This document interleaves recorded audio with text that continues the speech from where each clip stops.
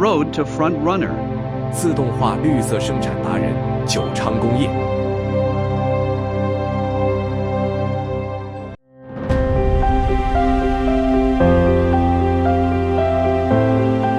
在加工设备上难免会有油气、油污、油盐。我们早期在用油性的切削油，就是矿物性的切削油上面，它的粘滞性跟它的油烟基本上都是比较大的。那切换到每颗的植物性切削油，低油污、低油烟，让我们的现场环境改善不少。那当然，周边的耗材油污回收机就是有费用的产生，那基本上耗材的寿命明显的提高，然后耗材用量减少，都是我们以后 ESG 再造的最佳重点。在加工上的部分，以车销新走齿轮为优先，让我们的机台都保持得蛮干净。一些电器产品上的寿命都是提高的，周边耗材也相对都是减低。有植物性切削油的帮助，我们的现场改善达到一个高标准的维护，在我们以后永续的 ESG 上，对这一些的产品都是加分的。那我们现场效益也都是加分的。基本上我们九仓部分都是使用台湾龙者的机台，场内目前有24台的机台，过半的机台都是自动化，要尽量让我们的产线没有那么的油腻。我们的电子感测元件也比较不会坏，导入每颗的植物油这一部分，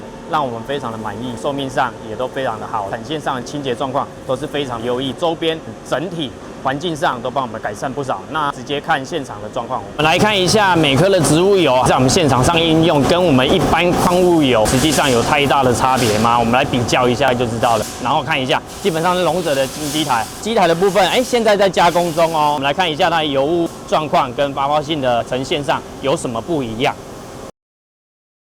基本上没什么油污，在切削的部分，断屑跟3bar的高压状况下，消泡性都已经非常的不错，油污的状况也是相对的少，这就是植物油的优点的。然后油腻程度上呢，机台已经保持1年多了，里面都还是钣金，也不会有掉漆的状况，都是非常的干净，跟矿物油的部分有明显不一样的区别，也不会黄油腻的。我们的自动控制面板还是这么的清爽，这么的干净，这就是植物油带来的好处跟优点。加工效益快了10%，刀耗的部分明显的提升30%，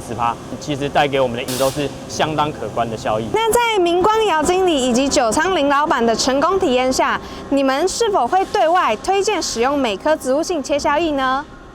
？Yes。I make the impossible possible. MCM Super.